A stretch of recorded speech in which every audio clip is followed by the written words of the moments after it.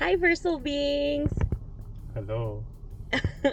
It's Vero and Sel, and we just finished here at Flicks Brew House, our almost weekly movie review of what's new, right? So today we saw Missing, and there will be spoilers in this. We're not going to be holding back anymore because what's the point, right? So if you don't want any spoilers for this movie, check back after you've seen it, I guess. So what'd you think? If you guys have seen, it was I think from the same people that did Searching. It was a few years ago, so it's pretty much almost like a lot of screen recording stuff, but it's a good lesson in like, what do you call it? Internet privacy and data and security and all that stuff, like how easily you can get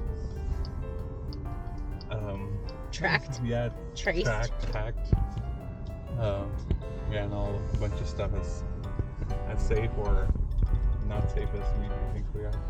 But that wasn't the whole point of the movie, and actually all that being that easily hacked into your accounts and stuff was actually the good thing in both of the movies, in Searching and in Missing, because it was both about missing people, and so now you use all those digital resources to try to find the missing person. And so yeah, I liked it. I liked both of them. It had a pretty good twist. So you want to say what it was, what it was about? Yeah, you're doing a good job. It's pretty much a single mom and her daughter, and the mom's booked a trip with her new boyfriend to Colombia, and the girl's about a teenager. She just turned 18, and she is having a kind of a rough relationship with her mom, and as she's leaving on the trip, they don't necessarily leave on bad terms, but it wasn't the best, and so she asked if she can pick them up when they come back from their trip. And here comes the trip, or the trip ended, she has to go pick them up, and she didn't come back, she didn't show up. So it's kind of like, what the heck's going on? And yeah, sure enough, they start going through all her internet stuff. She was sending pictures from her trip, and it was from the boyfriend's phone, apparently, because I don't know why she didn't. I forgot why she didn't use her phone. She said that it wasn't working, or she didn't have any reception for it. And I can't really remember from there. Well, at least what steps started taking place from there. But she did let the police know, or she was trying to get the camera footage first from the hotel. So she had called the hotel down there, and they remember seeing them, but they never. Yeah, they remember seeing them, but I guess they didn't make it on the plane. They even saw them.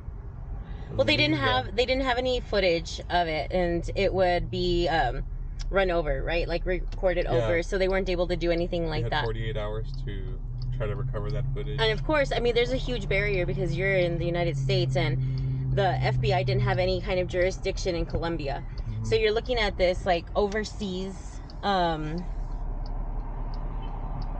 what is it called?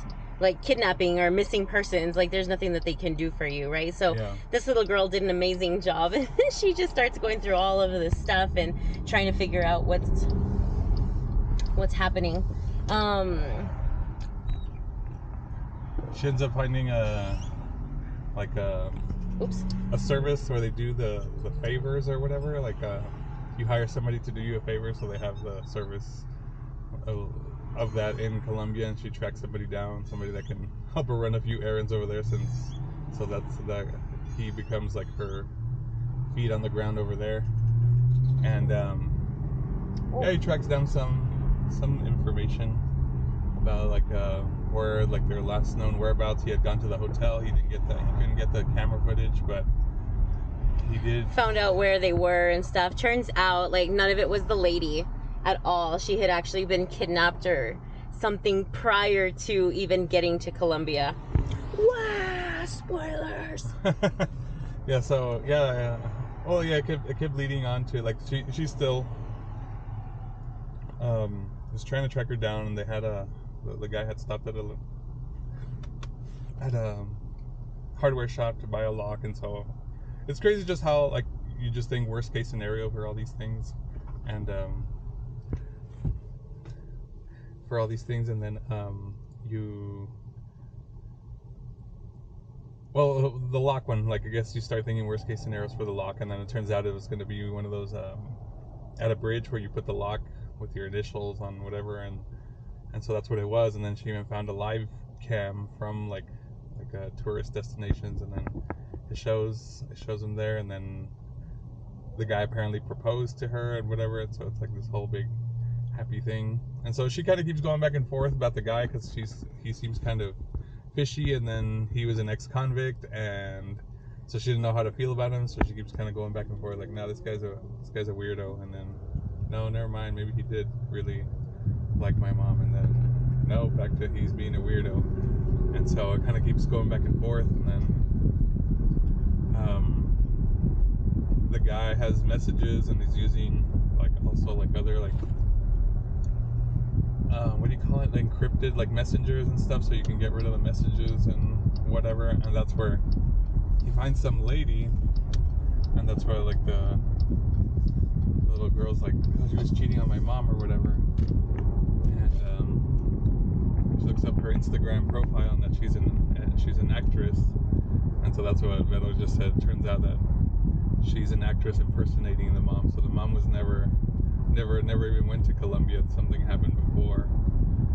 So it was cool, like even just the stuff you find on your on your internet accounts. So a lot of the times that they were getting hacked into, like they hacked into the boyfriend's account through just his Facebook, like what was the elementary school you visited, what's your maiden name, and all that stuff. And so it's kind of trippy how much we put out there, and those are a bunch of the security questions on our internet accounts. Yeah, so it was creepy. It was really cool. I really enjoyed it. I asked Sal, like, as soon as we got in to the car, I was like, so did you have a good nap? Because I turned and he was asleep for a long time. Was it a long time? Yeah, but it's okay. I mean, you didn't miss much, I guess. It's a lot of reading. So the majority of it is all reading. There's hardly any. There's some phone calls that they bounce off of each other, some FaceTime videos. But I think that they did a really good job. I really like the way that they're starting to utilize technology, or appears to utilize technology in all of this stuff. I'm not really sure, but I love how the writers and just the creators of this, you know, to take you on twists and turns. Those are my favorite kinds of movies. Like, I love those thrillers, and I really enjoy when they trick you and you're not figuring it out, because the majority of the time things are too easy to figure out. Yeah, you think it's the obvious one, and it kind of like, not that it wasn't, but I think a lot of times we like to jump to conclusions too soon, and then well, I think that's a natural process. No, don't you think? Like, our brain tries to figure things out like that. Like, it'll try to put the puzzle together with what it has. But I think when you're, I don't know. I think it's also a flaw in our brain. You don't know when to stop, and also when, like, you ignore the ones that, like, when you were wrong. Like, if you say, like, oh yeah, it's this guy. This guy's been it the whole time, and then at the end, like, see, I told you it was that guy. But if you had been wrong, you would have just ignored it and like, that one didn't count, kind of deal. Like, that's a personality thing, though. Some people are going to be like, no, I wasn't wrong. I was wrong in this one. So, well, I wasn't. I got tricked, and I really liked it. Yeah, and I guess, like, technology with, it's kind of crazy too, like just how many cameras there are. Like how she found the live cams, and then they have the Ring cameras, and then well, like a lot of it was FaceTime, so even just finding little clues around and pictures and stuff with Siri. Yeah. That was really exciting. And Google how much it tracks you, like how much information you can find in your history. Dude, is that true? I would assume so. Do you know what sort of pisses me off about all this though? Is like, so we have all of these things right now. We're passing a sign that says Amber Alert, McKinney, Texas, right? And on our cell phones, oh shit, sorry. On our cell phones, oh, this thing is getting hot. We have another little camera above this one, and it's hot. So we have so much technology that it kind of blows my mind. Like, how come we can't find missing people?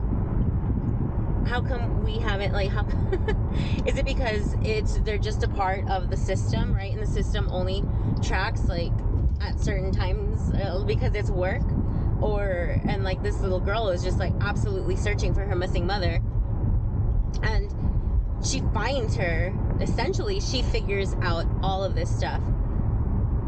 But how come she was able to do it and FBI agents who's like, they just dropped the case completely without continuing a search or anything? And I kind of don't think that's true. I don't think that would really, really happen. I do think that the FBI and CIA and everybody else is very qualified, and they are in the positions that they are to assist, right? Like, that's what they're supposed to do. And I think that they would do their job. And so these movies kind of make it like, oh, the case is closed, cold case file, right? I don't know about that. I mean, I'm sure that some of the cases do get closed and they are cold cases, but... Well, it's also like they said, like she acquired some information illegally, like the way she hacked into the guy's account. Apparently wouldn't be... Aren't they supposed to, like, do that too? Yeah, well, that's what I'm saying, but, like, I think they would still have to go through a process to acquire those files, not just, like, go through it, like, on their own or whatever. But people are from Arkansas moving over here. But I think more, like more of the moral of the story. I know. Moral of the story. I missed the exit. Moral of the story is just, I guess, how many clues you can leave behind on your devices, and whether that's a good thing or a bad thing. Like, it's kind of good that you're leaving this much clues just in case you need to be found, but also there's people that may be wanting to look for you for not so good reasons, I guess. Well, that's exactly what happens in the movie. So here comes the biggest kicker, right? Is the entire time that all of this stuff was happening, right? That she started dating this guy who was an ex-con. Well, he was actually in cahoots with her ex-husband, who had been put in prison by her. And he was probably, like, clinically... he could have been diagnosed with something. He was abusing them, and she got a name change, and she was able to relocate, and he found her. So how he found her, who knows, right? But, like, he was working with this other criminal to do all of this stuff, and so I'm sure that he used all of that technology just as she did to find, so that's the good and the bad of it. What I think is kind of cool also is that since we've done a couple of these movie reviews, we're reviewing a whole lot of stuff that has to do with technology. And technology, a lot of people continue to be scared of it. And it just shows that it's how much you abuse it, right? Or how much you use it and what you utilize it for. You understand it too. And how much you understand it. Because... like, it showed right here that this kid was just exceptional, right? She's obviously grown up with technology, and her mom was using Siri for everything. Like, she just didn't know what to do, how to do it, and stuff. So she became dependent on it in a weird old person way, I guess. And I'm like, dang it, I really can't do that. And I'm like, Sal, where's the button for Instagram? At least I don't call it the Instagram, the Facebook. I'm not trying to bash our older viewers. We love you, and we should take the opportunities to show you how to utilize this stuff, because it's really beneficial. Could do a lot of good stuff for you. All right, Anything to say? No. We didn't give away the end. We're good. I definitely would recommend checking it out. I think it's a good, again, lesson in our technology, data privacy, and the clues that we leave behind that we may not know we're leaving behind. But they're there. Just because you don't see them doesn't mean they're not there. I know. I'm about to go and search myself, and then here I am wondering. I'm like, how did you get my phone number, and how do you know that I'm a speech pathologist? Like, how do you know this? And I'm like, oh, hello, because you Google everything, and like, ta-da, it's all there. Yeah. Yep, that's how. Okay, yes, so protect yourselves, and stay vigilant, but at the same time, utilize it not to your convenience. That would be awful.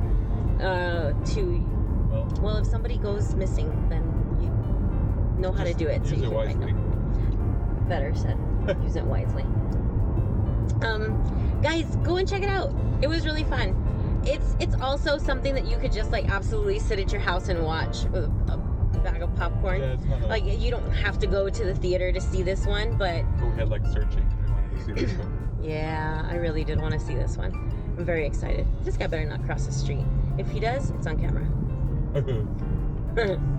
All right, y'all. Thanks for tuning in, and we'll see y'all soon. If you guys see it, like it, feel like talking about it, message us. We're here. All right. Bye.